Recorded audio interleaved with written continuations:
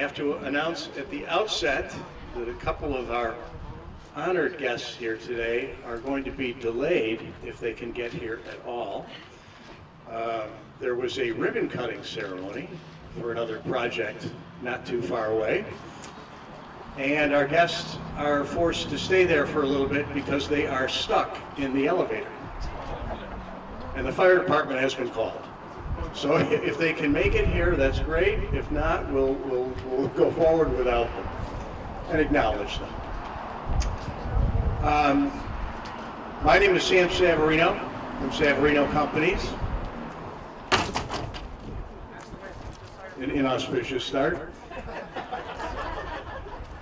Anyways, it was 6 years ago, over 6 years ago, that we were gathered here inside the former Santee's Tire Store, which is right behind you over here, to celebrate the fact that the City of Batavia and Batavia Development Corporation had selected a developer for the Ellicott Station project.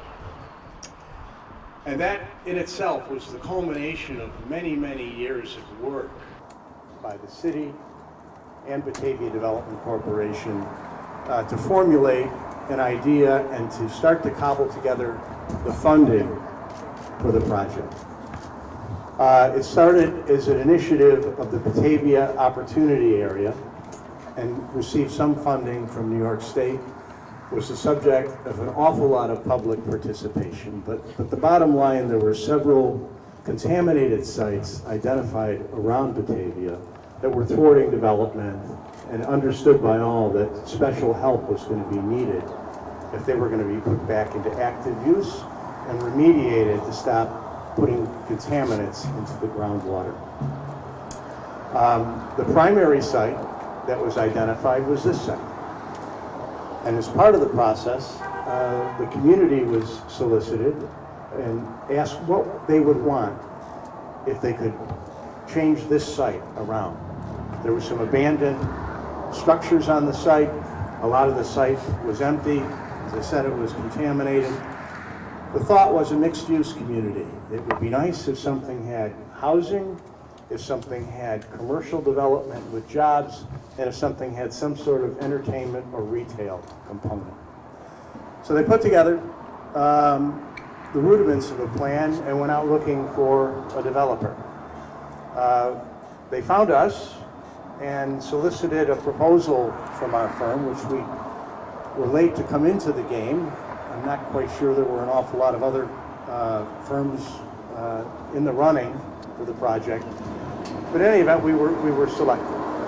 And at that date, we were brought in, and it was announced that the project would happen here. And while some elements of the project have changed over there, and it's taking much more time than was anticipated, the basic elements of the project remain and will be built. And we're here today to celebrate the fact that we've started, and in the summer of 2023, you will see the project completed and active. So on this site, there'll be 55 units of housing in a 5-story building with parking beneath it. Behind us over on this corner will be a 17,000 square foot commercial office building. And in the building you see over there, the red building, will be a brewery, a restaurant, an entertainment facility, and an outdoor beer garden built in the European style, which we hope will be a central gathering place for events here in Batavia. So the essential elements of what the community wanted are going to come to life on this site. It'll be a very successful project. Well, then we discovered the hard truth. We went out and did a market study which indicated that, well, people in Batavia are not going to be able to come out here and spend over $3,000 a month in rent for apartments. And on top of it, those aren't the type of apartments that are needed. A lot of time, attention, and resources are being directed to bringing jobs to this community, but it's not going to mean half as much if the people that come and work at those jobs have to go to Buffalo or have to go to Rochester to find a place where they can afford to live. better to keep them in this community, participating in this community. First of all, thank you for being diligent in getting this project off the ground. Like he said, many years ago we stood right in this building, and as I recall, I think a train went by right in the middle of our presentation. And if you live on the south side, you know that's part of our life. I live right on Otis Street, and trains all night long. It's kind of a soothing south side benefit that we have here. So I just wanted to thank everyone, because there's many components to a project like this, and it takes all of us, everyone here, to some part, to put their effort into it, to get it to make it happen. And I remember when we started the Pathway to Prosperity, our goal was exactly what we see here. You know, redevelopment of a brownfield into a major positive asset in our community. And that's exactly what you see right behind us here. It's been visible for months. I drive by here every day, and I saw the fence go up, and then I saw equipment arrive, and now I'm seeing, I believe, an elevator or a stairwell being built. It's like every day major developments happen here, and it's totally awesome. I'm told that 75% of the homes recently purchased in the city are basically purchased by millennials. So they're looking for a place, nice apartments, affordable places to live, with entertainment, dining, a place to do many things. Just like Sam talked about, this is going to be one of those major projects that we're going to talk about for a long, long time. It's going to be a major destination in our community for many years. And hopefully it'll continue for long before we're all gone, and people can talk about this moment on how it all got started and how many obstacles were in the way, and we had to get through all of them, and we did it as a community, as a group, as a developer, as TCEDC. There's so many people involved in this, and you all deserve a big thank you. And there's that train I was talking about. So I just want to thank you again for sticking with it, with all the COVID and everything.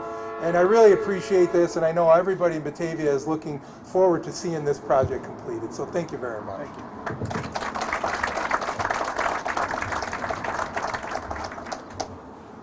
Now you know why they call it Ellicott Station.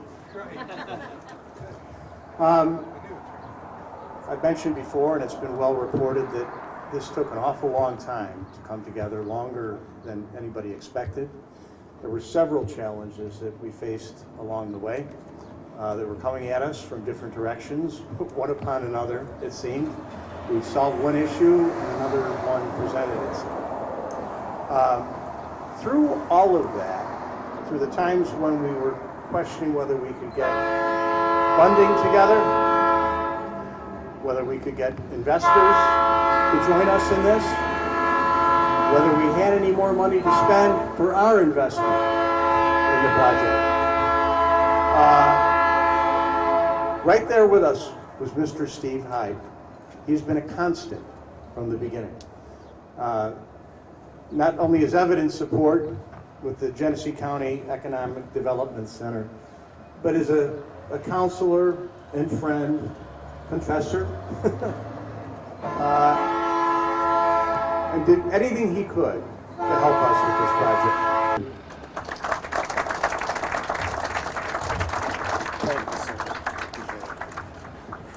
Well, thank you very much for the kind words, and you know, this is one of those things where, like Sam mentioned, there were a ton of obstacles that came through, and you know what? There were times when I felt like I was in the middle of the whack-a-mole game with you, and but you know what? We got them all, and it's just this is one that's just big, I think, to everybody's hearts, because it's about home.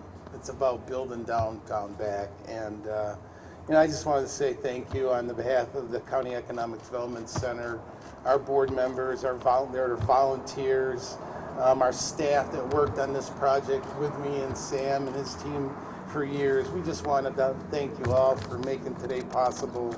You know, we have a lot of support for our group that allows us to really do a lot of different things, and it's leaders like Shelley Stein and Matt Landers, some of the county leadership, and Gene Jankowski and Rachel Tabelski, city leadership, you know, Governor Kathy Hochul. I mean, there are more different state funding avenues that have made this project possible, from Empire State Development to the Department of State, and Chris Bowers here, and the DRI funding, and of course Homes and Community Renewal is a big player, to our friends at National Grid making investments here. So Paul Gister, I think, is here today. Hey, Paul.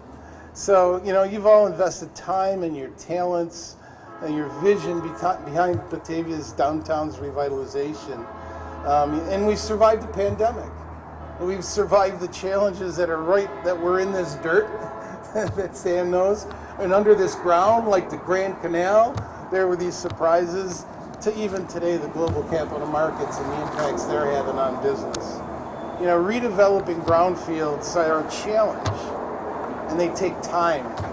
And I know at times there was impatience here, but I just knew it in my heart that we'd find our way through this one.